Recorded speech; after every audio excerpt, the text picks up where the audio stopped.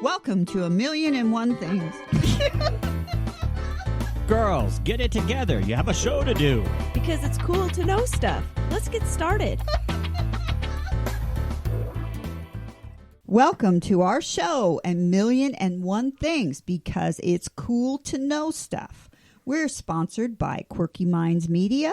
Please visit us at quirkymindsmedia.com to find out more about this amazing production company. I'm Cynthia Boer, and today is a very special show because of two things. First of all, my beautiful co-host, Temple Kinyon, is out on assignment, and she is joining us for our first ever remote. Woohoo! And, Yay! and next, our very special guest today is Penny Rea, and we have a kind of a very special association. She's my younger sister. Welcome, ladies. Temple, how are you doing, and where are you? Well, I'm doing good. I am in a wonderful location in North Idaho at my in-laws' lovely home, just above Orofino, Idaho. So out in the woods, and it's been an interesting, Idaho's spring weather is always kind of crazy. So we've had some sun, we've worked outside, we've had some snow, but it's great to be with family, and I'm glad we're getting to do the remote. And Penny, thank you so much for joining us. It is so great to have you on. Yeah, I'm glad we worked it out. So I guess we're going to be chatting with you about your love of art, right, and how art has influenced your life. Well, so before we get to that, I guess there's a little delay, sorry. Before we get into that, why don't you tell us a little bit about yourself first? Okay, so right now I'm working at Miley Achievement Center, which is a school for kids that have a lot of things that have happened to them, trauma in their lives. And it's not actually art therapy, but I feel like art is therapy. So I use my art every day with the children, and it helps them calm down. It helps them kind of just step away from their problems, and it's pretty cool. I've seen a big difference in their lives. That's really interesting. So give us a little bit about where you grew up and how your love of art actually began. Okay. I grew up in Colorado. I was born in Denver, Colorado, and it seemed that we were always moving, but we lived in the mountains for a while, and I think that's where I really started seeing like the beauty around us and how much I thought, well, it would be so cool to be able to draw this or do that. We were always looking at clouds, laying on the ground, looking at clouds, watching them change. And then we would go to downtown Denver and we would be looking at architecture. There's a building downtown that was shaped like an egg, and I always found architecture very interesting because I didn't like just everything cookie cut out, square, looks like a house or a building. I like things that were different. So I kind of like the mixing. I love the old lace houses. I don't know if you know what that is, but it's the old houses that have the cutouts along the edges of the roof line. Lattice work. That's what they call it. And it was just beautiful. But I also like the modern. So I like it when things are mixed. That's one of the things. So I got into art. I loved it. When I went to high school, I met this wonderful man, Mr. Boer, and he was like one of these people that were just very inspiring. He talked about his love of art, how he went to Europe. All he had was a bike and a few dollars in his pocket, and how he traveled throughout Europe, and he just drew things, and he didn't really have much money, but people would just feed him, and he would draw things for them, and just his love of art. And he wasn't scared to express himself. I think that's so cool because I think kids tend to feel like, oh, I got to make this circle and shade this side. And he wasn't like that. There is no bars hold on what he would teach you. Like, you had the choice of doing whatever you wanted to do and whatever project you wanted to do. He didn't teach your normal way that art teachers teach today. And I liked that. And so I started painting and doing different things, and my stuff got into some art contest, and it was pretty cool. I was like, I can do this. This is pretty neat. And I was never like super smart. You know, I couldn't like read this and go, okay, I got it, take a test and ace it. My mind was always into art. Not saying that artists are stupid. I'm just saying that it took me a little longer to remember things than other people. Because my mind's always, oh, look at that. Oh, look at this. Do you know what I mean? I do, yeah. You use the creative side of your brain to live, and yeah, I'm a little like that too. Yeah. It takes me a minute to things, but we eventually get through, right? Right. Definitely. So another guy that inspired me was Bob Ross, and his hair and his happy trees and his little woodland animals that he would let into the studio. I mean, it was the cutest thing ever. And I thought, geez, I'm going to learn how to paint like him. So I started painting like him. I actually learned from his protege, best friend. Right? Yeah, his best friend.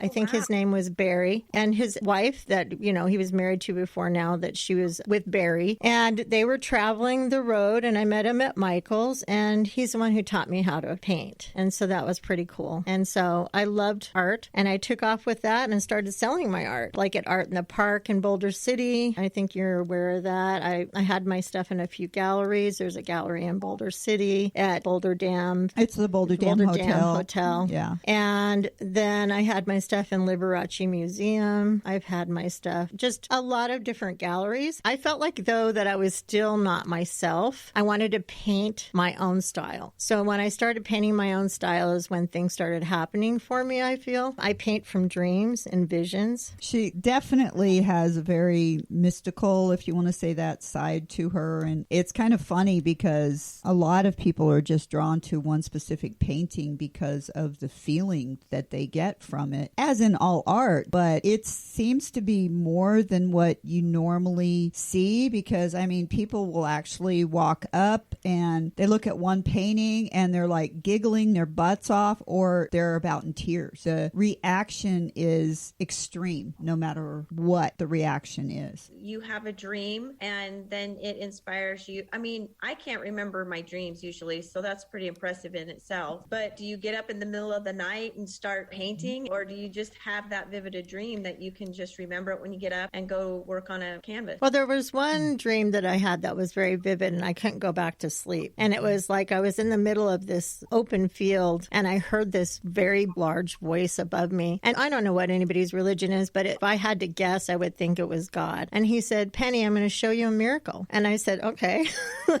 So I'm just standing in the middle, and I'm just looking around, and I'm like, okay, what's going to happen? You don't know. Like, it's kind of scary. And then all of a sudden it starts raining, and I look at the ground, and in dreams, just like when people pass over to the other side, they talk about the colors that you see. So the colors that I see in my dreams are way different than the regular color wheel. They're almost translucent, and there's a smell when I'm in these dreams. If I smell things and see things, if I think something's going to happen, if I can smell in my dream, then usually it's going to happen. So I have these visions. So like I'm just standing there and I'm waiting for something to happen, and then all of a sudden I feel something hit my face, and it felt like something soft, and I looked up and there's these roses they're kind of like this orange color, orange and pink, but they're translucent. So they kind of take on these different colors. So as they fall, some of them are hitting my face and they're landing on the ground. And so the painting that I painted after seeing that, I get emotional. Yeah. I don't know why I get so emotional about it, but It was a life-changing thing, it sounds like. I don't know why, but it was cool. And so I got up and started painting, and that I called it Raining Roses. Oh, wow. That is incredible. You're doing what you're supposed to be doing. Right. And then I saw something else above my brother's bed when he was very sick, which I would think that looks like a light of an angel. And so when I painted these trees, because I do a lot of outdoors things, like, when you see the trees with the prisms of light going through. I love Thomas Kincaid's work because of the light. And so in one of the paintings, I put that light in there, and one of the guys that saw it at one of my shows in Boulder City, he started crying, and he goes, "I've seen that light before." And I go, "You have?" And he says, "Yes, when I died and I came back, I saw that. That was an angel." But I mean, not everybody saw it, but we connected on a level that's what I think is so cool about art. When you paint something, depending on the mood that you're in, everything that comes out on that canvas, you can't hide. You can feel what somebody else is feeling when you look at art, if you really look at it. And I think, go ahead. There's no words. It's a picture, but there's that emotion and depth, and it really does stir people's feelings when they see something like that. Right. So I think that's where it all started. And then I I was talking to my niece one day and I said, hey, I love artwork and you know how much I love helping people. I said, what do you think? I want to be an art therapist. I was talking about maybe even going to California and learning how to do this to help people. For people that can't talk about their emotions or their feelings, and they can draw it, but they can't talk about it. And I thought, gosh, how interesting is that? That would be the best of both worlds. And that's when I started working at Miley. Before that, I had started working at Desert Willow Treatment Center, which kids are a little bit further along as far as like sometimes they try to kill themselves. They end up there and they're on suicide watch in the hallways before they actually go into their rooms. And so it's a little bit more severe. So I worked in the acute room, which is the first room they go to. So they come to the hospital, they get situated, they walk down the hall, and they go to school. And the acute room is the room where I was at. And they don't like you. They don't want to talk to you. They throw things at you. Like they're not happy because they didn't accomplish what they wanted to do. And it's not all the kids try doing that, but there's a few that had come in there and they're not very happy with you. But while we get through the day and then we finally get to the art project and I said, hey, let's do this and do whatever you want. I don't know. It just like they start to do things and draw things. And then there's been times where I've actually taken the paintings or the drawings and I've given it to the therapist and they go, oh, well, this kind of explains what she was trying to explain, but she couldn't talk about it. So I think it's important. I think anybody that wants to get their feelings out or they feel like they want to write down something, even if you doodle, it's kind of cool what comes out. That's incredible. What a story. What a life story. It was really great because her title basically is an SPTA, which is basically a special teacher's assistant. So there's always a teacher there, and then Penny will guide everybody through what they need to do. But it is so powerful, just like she said. And to be able to open somebody up like that is pretty amazing. And art therapy is a big deal. Like she said, even if you can get a kid to draw one thing. And it's been really an impressive thing because even at Miley now where she's at, a lot of the kids that she's talking about transitioned from Desert Willow. They transitioned from a school where they were constantly in trouble or they have mental issues, not so much some of the real severe ones, but mental in the case where it's,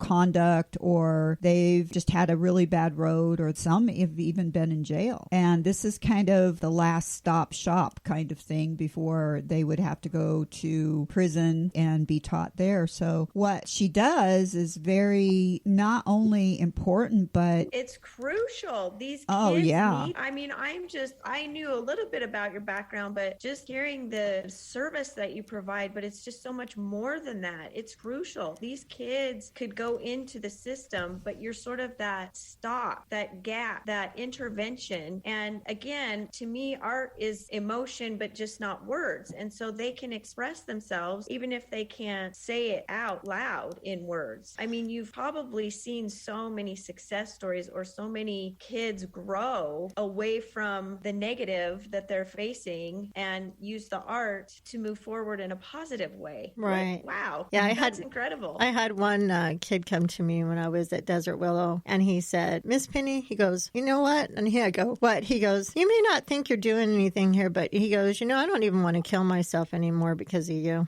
And I said, seriously? He goes, yeah. He goes, I just really don't see the need for it anymore. Like I want to do some art. And then when I was at Miley, one of the girls, I painted a picture with her. She was a high schooler and she was about to graduate. And I was painting some pictures with her and she showed the office and people wanted to buy the artwork from her. So now she wants to actually do that on the side along with what she's doing. So I don't know. I think it can change your life. I really do. And I feel good that I'm doing the things that I love to do and I'm helping people too. Yeah, she's doing a great job. And since you mentioned work, we're going to take a few minute break here and we're going to talk about what we do. Temple and I are involved in one of James Kelly's wonderful programs, which again, you talk about helping people. And this is 1 million books in 100 days. And part of this is to obviously help indie authors. It's a smaller platform than say like in Amazon. And they're all indie authors. They're all books you hold, no ebooks, none of that. And part of the proceeds go to help charity. And I have a few books on there and I'm going to turn it over to Temple so she can add some more and tell us about her book. Awesome. Well, I think this is a great program. That's why I'm part of it. This is our third campaign to sell 1 million books in 100 days. My book is The Button Boxes. And I'm very honored to be a part of it because it is an incredible group of authors. Obviously, Cynthia is one of them. And just to know some of these authors and have read their work, it's an exceptional group of talented writers. And getting those books in hand is so important. And for every book that we sell, that dollar goes to the charity that we've chosen, which is 3 Square. And we also may add other charities that are local to the Las Vegas area. And we're just very honored to be a part of something that helps a lot of people, not just charities, but the writers themselves. So hopefully everybody will be up and running to their internet or their phone, and they can go to 1millionbooksin100days.com and order all the books and help us help other people. That's for sure. And the website is up all year round. So if you happen to miss this, you can always go later. But if you do this during that period of time and you want to email us or let us know what you think about a book or a particular author, we'd love to have you as part of it. So part of our challenge to everybody out there in listening land is to come on board and help us meet this and help us starving authors over here. That would be great. That's awesome.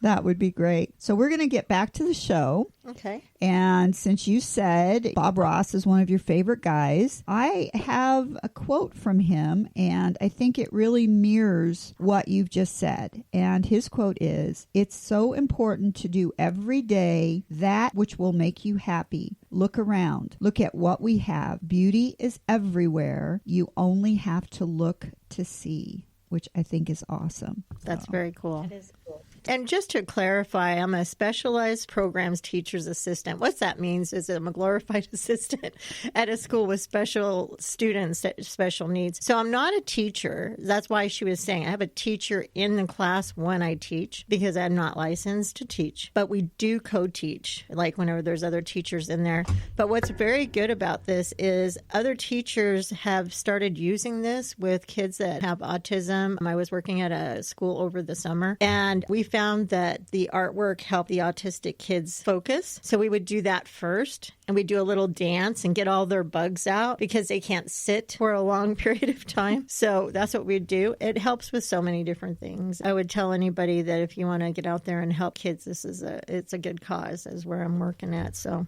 anyways, did you want me to show you? Well, we have this on audio and video. And so for the audio audience, the ones that can't see, basically Penny has a art project, and we're just going to show you a few of them and kind of give you an idea. Also, for the people that are watching on video, one of Penny's paintings is setting there, and it is a beautiful oval-shaped scene of a seascape, which is gorgeous. And then sitting next to it is one of these little projects. So I'll let you just walk us through the explanation of how you do that so that people that are listening can kind of go along with it. And then when you're done with that, we'll show them a couple examples of the finished product. Okay, sounds good.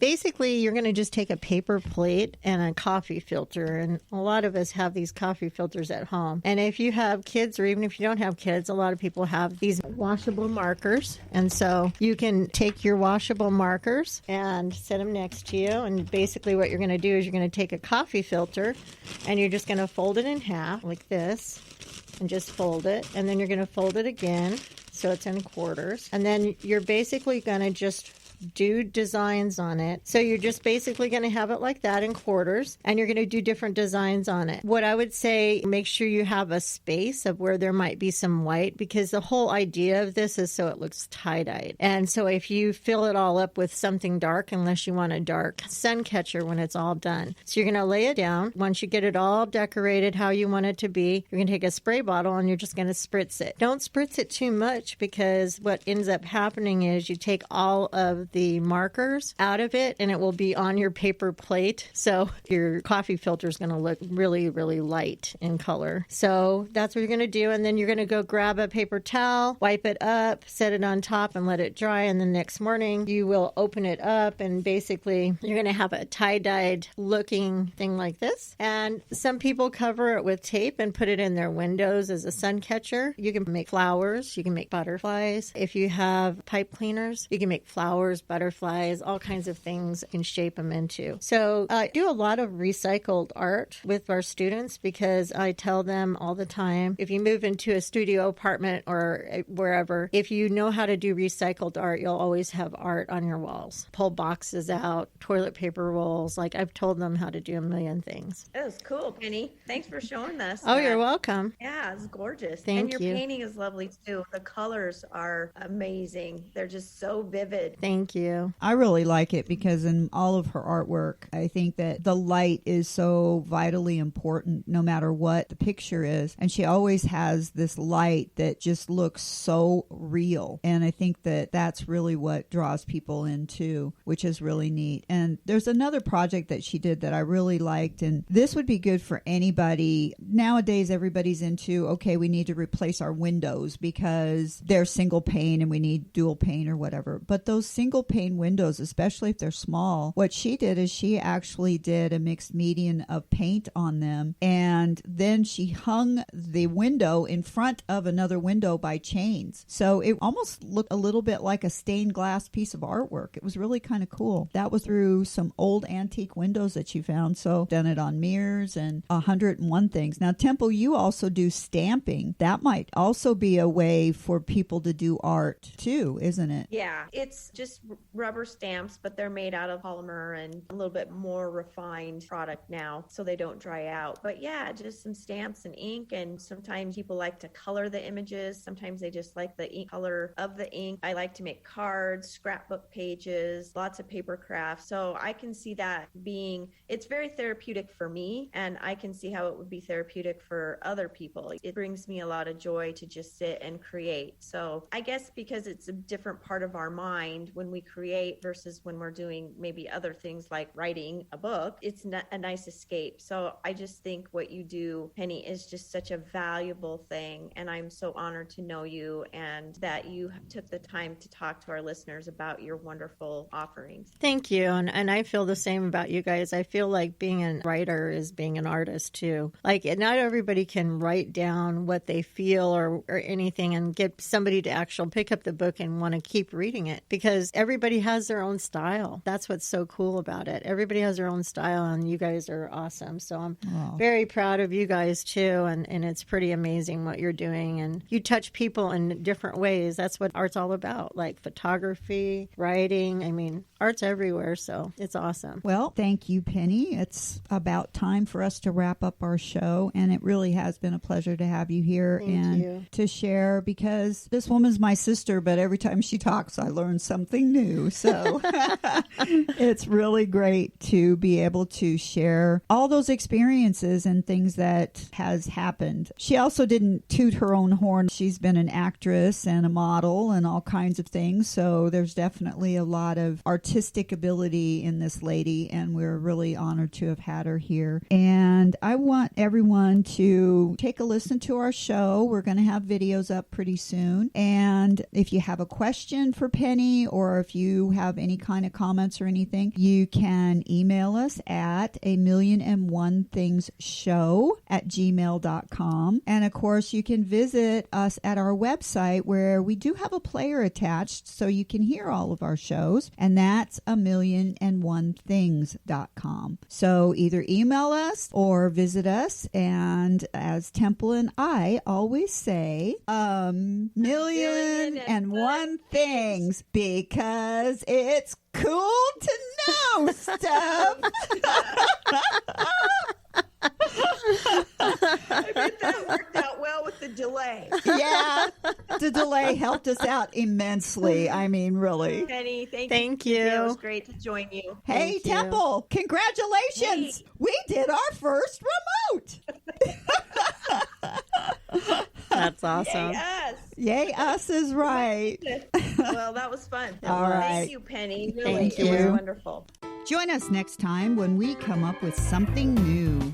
After all, there's always 1,000,001 things to talk about. Girls,